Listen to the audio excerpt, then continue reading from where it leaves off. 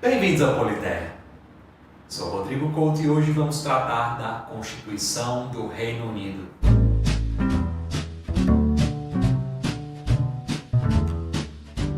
Quando o aluno de Direito é introduzido aos estudos de Direito Constitucional, em geral a cadeira de Teoria do Estado ou Introdução ao Direito Constitucional, ele passa pela classificação das Constituições. Essa é uma classificação que utiliza vários critérios e um dos critérios é Constituição escrita ou não escrita. E a nossa própria Constituição, segundo esse critério, é uma Constituição escrita. Obviamente, ela é um texto e qualquer um pode ir a uma livraria e comprar uma cópia da Constituição ou consultar online uma cópia da Constituição no Senado Federal. Que é, então, que é isso, uma Constituição não escrita? Bem, em geral, os manuais, os professores de graduação falam que a Constituição não escrita é a Constituição do Reino Unido ou a Constituição inglesa. Bem, mais especificamente, é a do Reino Unido. Bem, vamos ver, então, o que é essa Constituição não escrita e no que é que ela difere da nossa própria Constituição e da nossa própria experiência constitucional também. Mas antes disso, há algumas observações. Reino Unido e, portanto, Constituição do Reino Unido não é uma expressão, um termo utilizado antes do ano 1800, quando um documento chamado Act of Union, na verdade documentos, falam que existia um Reino Unido. Foi o ato, uma lei que unificou aquilo que já existia em Inglaterra, Escócia, Gales, a o chamado Reino da Irlanda, que não existia Irlanda do Norte ainda. E o que é essa Constituição desse Reino Unido?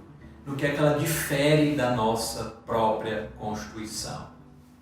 E como é que uma Constituição pode ser não escrita? Bem, na realidade, ela é escrita. Primeiro, para quem não é do direito, vamos esclarecer o que é o direito constitucional. Então vocês podem entender por que é que a gente pode falar numa Constituição não escrita. Bem, o direito constitucional é a área do direito que trata da relação entre cidadão e Estado. Ele rege a relação entre cidadão e Estado e nisso ele também vai estruturar as instituições que existem no interior de uma ordem estatal, assim como a operação dessas instituições no interior de uma ordem estatal. Por exemplo, o funcionamento dos poderes de uma república, como na nossa república. Bem, se esse é o papel do direito constitucional, o que é uma Constituição não escrita? Nem seria mais preciso falar, nesse caso, de uma Constituição não codificada. E o que é que significa uma Constituição não codificada? Significa que ela não compreende um código. Um código é um conjunto de normas sistematizado e nós podemos utilizar como exemplos o Código Penal, Código Civil e a nossa Constituição, que possui sim uma lógica interna. Ela possui uma coesão e ela foi pensada como um todo. Ela não foi uma consolidação de leis, e sim algo pensado como um projeto deliberado em um momento em que o país passava por uma transição. Pois bem, e o que é então, finalmente, a Constituição não codificada? É uma Constituição que não existe nesse formato de código ou códice, não está num livro. Ela está espalhada em vários documentos distintos. E esses documentos não foram produzidos por uma Assembleia Constituinte como um projeto sistemático de criação de ordem constitucional. Não foi isso que ocorreu. Isso nos leva ao caráter histórico da Constituição não codificada. Antes disso, porém, uma observação. Isso não é único ao Reino Unido. Outros 2 países adotam esse tipo de Constituição. Não vou dizer quais são os países, mas vocês podem falar nos comentários e boa sorte, pesquisem. Que Constituição é essa? Por que ela é histórica? Já vimos que ela é escrita e que apenas não é codificada. Por que esse formato? Porque esses vários documentos, como eu falei, muitos documentos, foram aparecendo através da história do Reino Unido. O mais antigo deles, aparentemente, com segurança, se vai afirmar, é a Magna Carta de 1215, que formaliza um acordo entre os barões que estavam em revolta no reino e o rei João Sem Terra, o famoso rei João Sem Terra, que é o rei que nós vemos sendo ridicularizado nos filmes do Robin Hood. Então, esse rei foi obrigado a formalizar, a aceitar esse pacto com os barões. Isso se tornou um documento, e esse documento esclareceu a relação de poder entre barões e rei. Isso ocorreu em vários outros documentos através da história do Reino Unido. No caso, não existe Reino Unido, mas Inglaterra. E esses documentos foram sendo agregados e formando esse conjunto, essa coletânea, que é chamada de Constituição.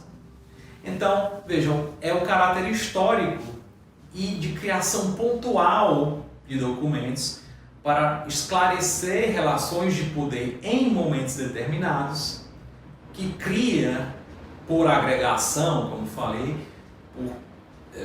de forma gradual e pragmática, na realidade, isso que nós chamamos de Constituição do Reino Unido.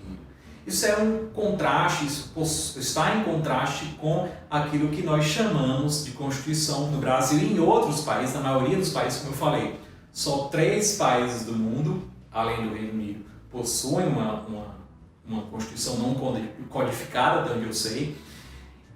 E nos outros países, não. A Constituição, e isso é a prática desde a Constituição Americana de 1787, a Constituição surge como criação de uma Assembleia Constituinte que, de forma deliberada, se reúne para criar uma nova ordem política e jurídica no país. Essa ordem, em geral, é um marco de um novo momento na história do país e assinala um novo momento.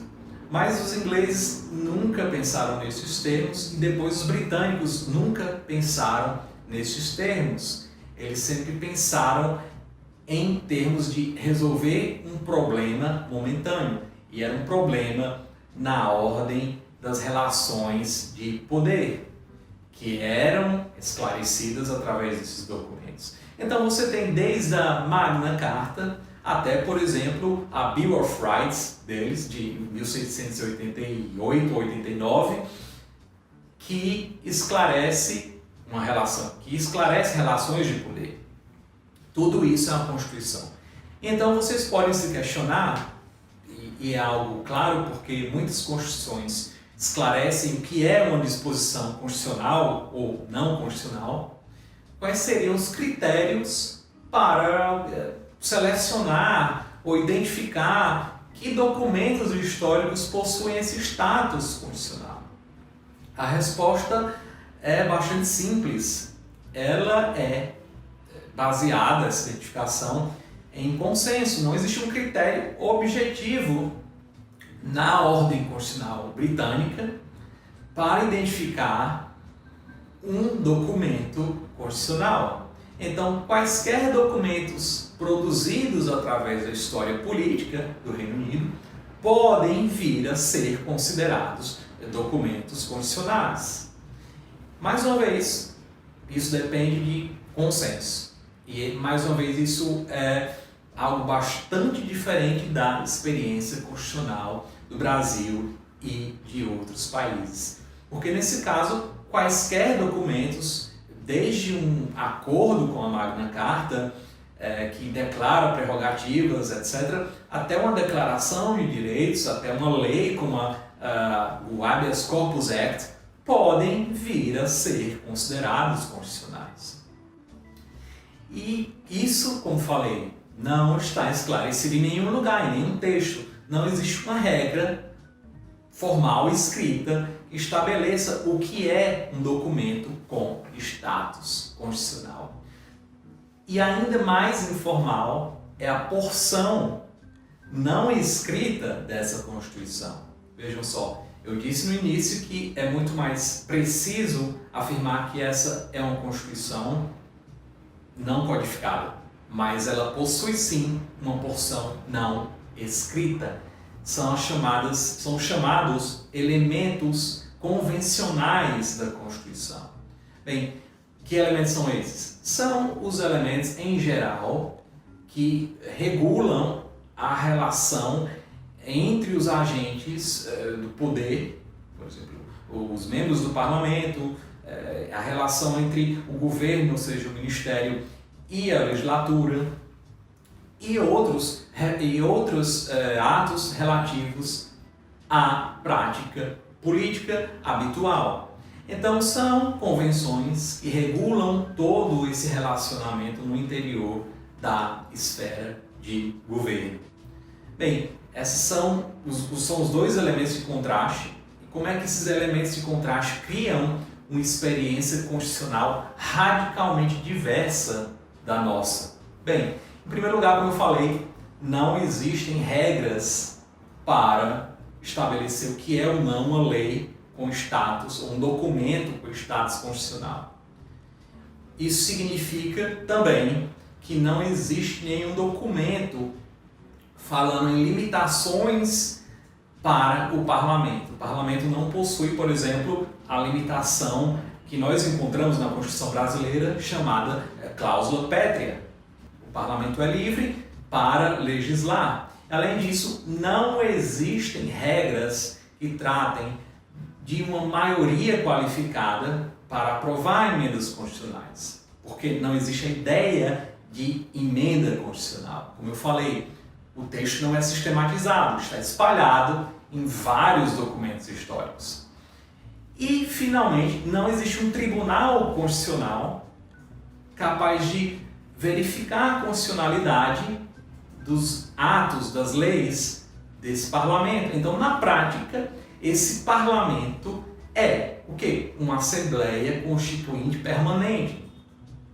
E nisso ela possui muito mais poder, em tese, lembre, em tese, do que quaisquer outros parlamentos. E isso faz com que a Constituição britânica seja extremamente flexível.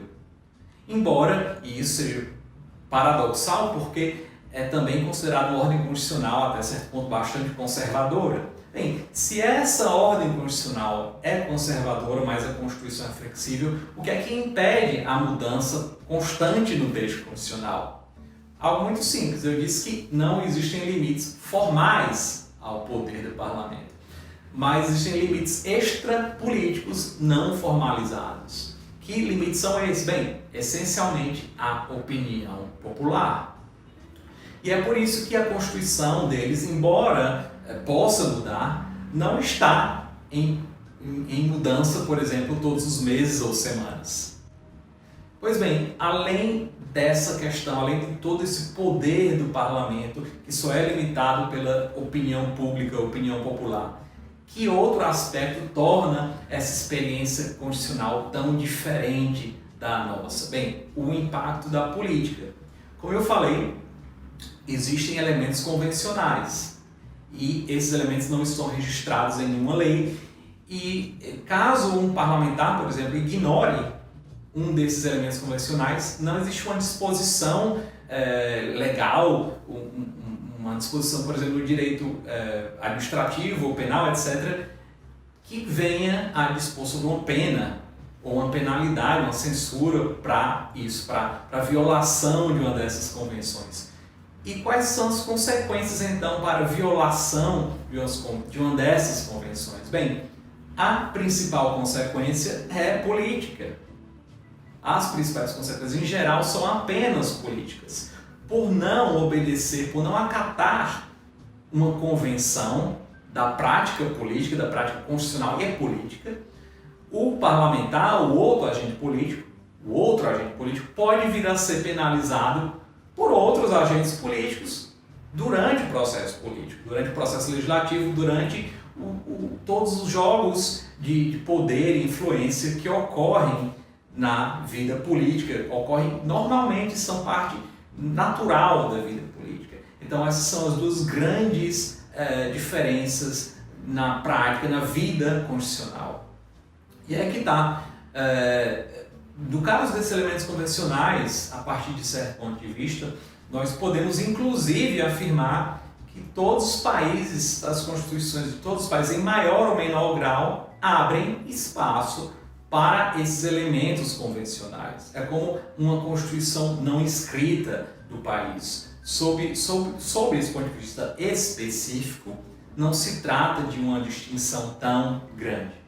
Então, essas são as principais diferenças e, fundamentalmente, não significam que uma espécie de constituição seja melhor do que a outra. No entanto, eu acho que há algo que países como o Brasil, que tem uma constituição codificada e bastante abrangente, por sinal, podem aprender com a experiência britânica, que está no fato de que todas essas leis agregadas ao longo do tempo, acordos, cartas, etc., elas dependem de um sentimento popular para se perpetuarem no tempo.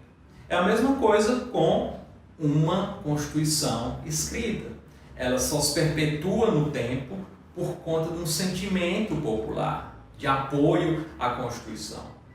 E se vocês imaginarem a Constituição Britânica como um conjunto de documentos que ilustra a biografia da nação, vocês vão talvez perceber que esse é um relacionamento muito mais afetivo com esse conjunto de documentos, porque eles ilustram momentos constitutivos da identidade dos súditos britânicos. Então vejam, uma Constituição apenas é uma Constituição, no fim das contas, em função desse tipo de convenção. E essas convenções, esse consenso só é possível, em geral, por conta desses laços emocionais entre o cidadão ou súdito, no caso britânico, e o documento constitucional. Quaisquer dúvidas, deixem nos comentários. Eu espero que vocês consigam descobrir quais países, além do Reino Unido, adotam essa Constituição não codificada. Do contrário, eu vou ter que apresentar a resposta no Instagram ou aqui mesmo. Enfim, deixe os seus comentários no geral, se inscreva no canal, ative o sininho para receber notificações e até a próxima. Tchau, tchau!